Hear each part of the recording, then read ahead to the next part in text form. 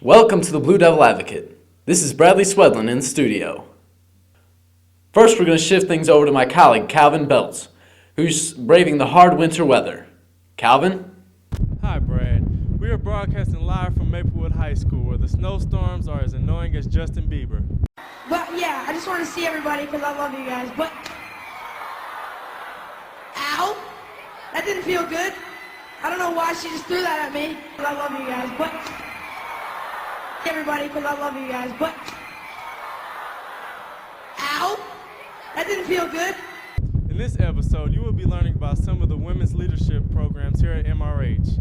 We'll also have a report on the effect of TV on high school students and the results of the Fight the Flood competition against Brentwood. Now we go back to Brad in the studio! Thanks, Calvin. Maybe you should work your way back into the studio before you turn yourself into a human popsicle. Women Who Look Ahead has been around for quite some time at MRH, but many people have no clue what they really do. Joey Zunick has tracked down some of the members of this group to explain how they help the young women of our school. Joey? Maplewood Richmond Heights has a number of different women's leadership groups. Among these are Women Who Look Ahead and Young Women Leaders of Tomorrow. Women Who Look Ahead is the largest and oldest of these groups. Women Who Look Ahead focuses on bringing together successful adult women and promising teenagers, hoping to develop a sense of possibility about the future and to cultivate in students the skills and understandings necessary to live rich and fulfilled lives. Who started our women's group? Most definitely our superintendent, Dr. Linda Hinkey.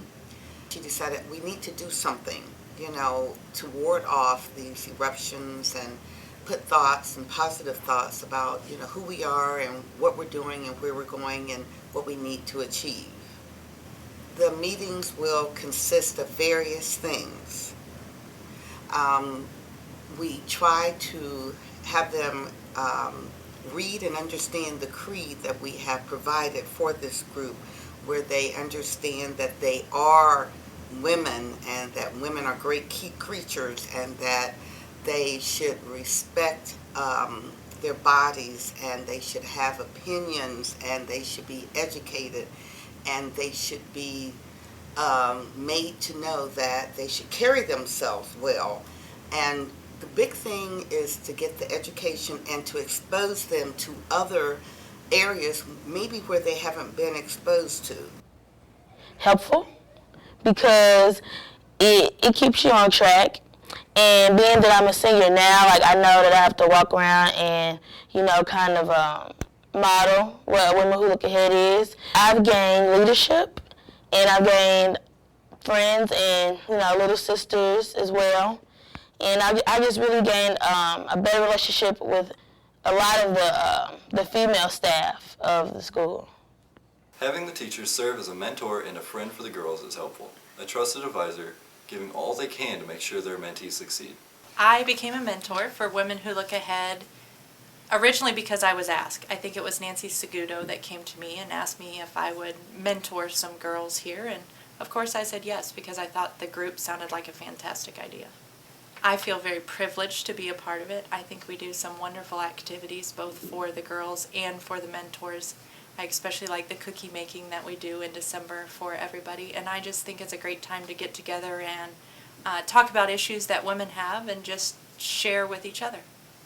I actually like being a part of WWLA because I think it's very inspirational and it allows you to know yourself more and to grow as a young woman. Well, my mentor, Miss Silver, she's actually more of a friend to me. We go out to lunch sometimes, we share things together, like if I'm having trouble in school or at home, I'll talk to her, or with my grades or things. She's like a friend. With great feedback about the group from the mentors and mentees, the women leadership groups are here to continue giving young women at MRH guidance, love, and support. Back to you guys in the studio. Thanks, Joey. I see you made it out of the cold. Finally. Bray, don't you just love television? Sure do. Me too. Some people say it turns your brain to mush. What do you think? Anyways, let's go to Brentwood to learn more about our school's TV watching habits. Following our previous story on students spending time playing video games, we are continuing with another all-time favorite time waster. Research says 57% of the student body only watches 1 to 2 hours of television a day, while another 25% of the student body watches 2 to 4 hours of television a day, with 64% of the student body claiming that they do not watch television every day. That adds up to some long nights of television watching, up to 4 hours or more. I watch television approximately 45 hours a day. Do I watch TV every day? I think, yeah, about with my siblings, yeah. I don't spend much time watching TV really.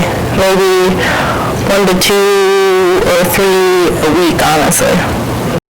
After school a lot, doing extracurriculars like the play or sports. I'm involved in NHS.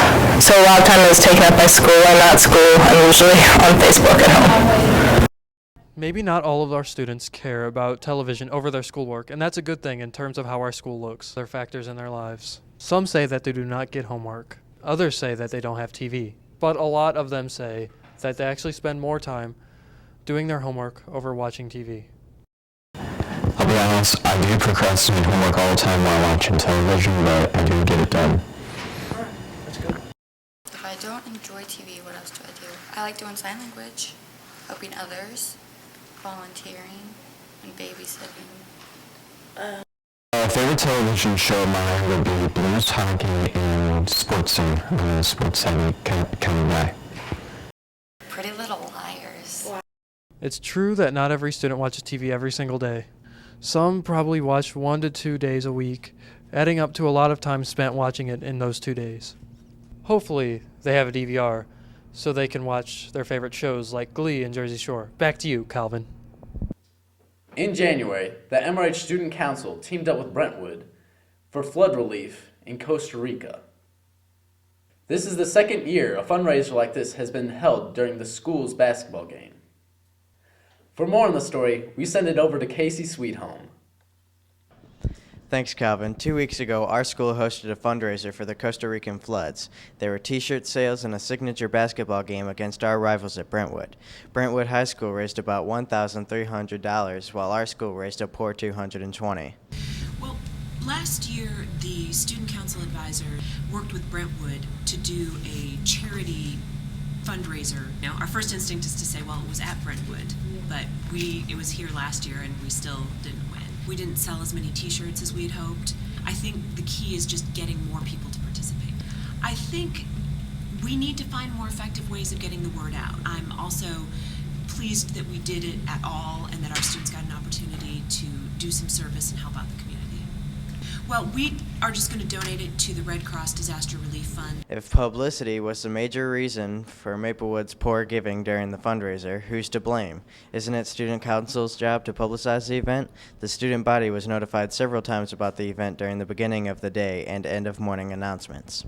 I personally think they won because they actually had more students show up to the game, which would mean more donations. I think we did decent. I mean, we sold a good amount of shirts. I mean, more at the game than we did at school, which that was just because bad publicity at school. I would say better planning and just to maybe start selling shirts earlier next year and just try to get more students involved. The Red Cross will find something to do with, or find some use for the money. Some people claim that Brentwood is richer than Maplewood. The mean income in Brentwood is $59,784. The average mean income between Maplewood and Richmond Heights is $57,294.5. Brentwood gave over 500% more than us in fundraising, with the average income only being slightly higher. I think it's because they just have like a lot more school spirit than us, and I think they care about what their school looks like towards other people. I think Maplewood definitely could have done better in the competition because we only raised about maybe a fifth of whatever the complete total was in the end of all of the donations. I think that we can do better by maybe publicizing the actual cause more. I think we did make a difference, like a slight difference. Others claim that it was location that affected our intake, but that has been proven false by the fact that we hosted this same type of event last year and still lost. We believe that the lack of school spirit is the majority of the problem. People seem less willing to give out their pockets when everything is handed to them. Back to you, Brad. Thanks, Casey. That does it for another edition of the Blue Devil Advocate. Thanks for watching. Stay warm, guys. Joni's doing... Joey's Thunic. But many people have no clue what they really do. That would actually work! That would actually... Broadcasting live from MRH. Just testing out the volume real quick, trying to get everything square.